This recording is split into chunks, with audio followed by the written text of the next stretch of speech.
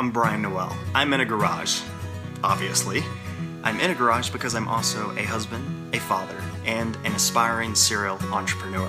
It's late, my family's asleep, and I wanted to show you the garage before we get rid of this stuff, take it to Goodwill, and turn this area into a little studio. This is the second of 4 interviews with Jack Fussell, and this episode is incredible. We're gonna talk about sometimes you just need to freaking move. Jack Fussell moved his family to Copenhagen, and it changed his life. Today, we're gonna talk about why. You used to live in the South, then you moved to Copenhagen, so it sounds like you completely removed yourself from that environment, new environment, moved to Copenhagen, and through the relationships and just exploration of that, you've transitioned into this aspiring entrepreneur. The ability to pick up your family and move to Copenhagen is incredible. Tell us about that. We lived outside the U.S. before, and so that was, it was kind of hit and miss. We lived a few years in Barcelona, and that was not a great fit. We ended up in Morocco, and I think it was there that we realized we started coming to grips with who we actually were. I was raised in the South. I was raised deep South, wearing camouflage, hunting, fishing. No one believes that now at all. But I was in that world, and I think living in Morocco for a bit and coming, we started working with artists there, and it just clicked one day. It was like, this is really who I am. Like, I really love this. And I liked being in the city more than the rural.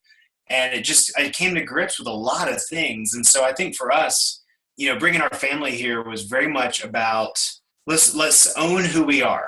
Let's not be afraid of what other people's labels are. Let's not be afraid. If you don't like me because I like the city and because I like, looking decent at, events and stuff like that. And we all do that. We all say, oh, you shouldn't dress up. Well, yeah, you do. Because unless you're, you don't show up at a job interview wearing your gym clothes. unless you're applying at a gym.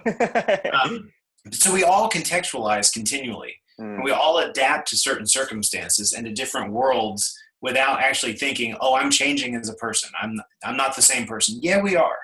On Mad Men, Don Draper dresses radically different when he goes to LA than he does when he's stuck in New York.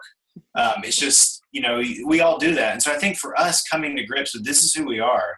And then, we came here even with one impression of ourselves. And then, like I said, I can't get enough of this whole thought of narrative. And that we really are shaped by our narratives. And we all have these narratives that we live in. And so for us, the last few years has been, let's move there, see what's there. And then as we've been here longer, let's start rewriting our own narrative. Let's feed into that. Let's find new voices that support that. Let's speak into our kids' lives and encourage them to be curious and ask questions. And, and let's, even Tina and I in our own lives with each other, because she wasn't an entrepreneur either. It's very much been both of us speaking into each other, the books we read, the podcasts we listen to, the hanging out with cool people like you, meeting cool people like you, really saying, let's rewrite a narrative and change all the voices that are speaking into it to help us become the people we're actually created to be. That sequence of events is huge, right? So a lot of people are stuck in their current environment and they're trying to work their way out of that environment. And just like you said, they're trying to change their narrative in their current environment because they desperately want to be pulled out of that environment, even if they don't know, right? Right. Even if they hate life, they hate work, they don't know why. But what's interesting is maybe that's backwards. Just like your circumstance, maybe it's you can't work your way out of your current environment to change your narrative. It's put yourself in a new environment. And just like you said, allow the people around you to help contribute to you writing a new narrative for yourself.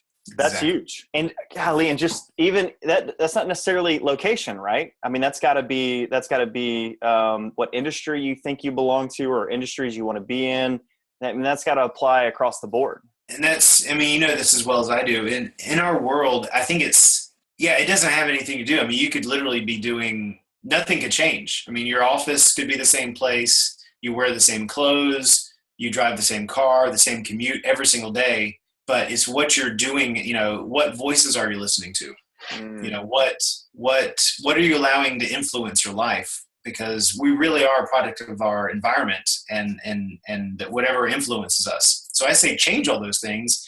Everything else can stay the same. Eventually that will change on its own. It will begin to reflect what's happening on the inside. But you can't say, I'm going to start dressing like an entrepreneur tomorrow and I'll suddenly become one.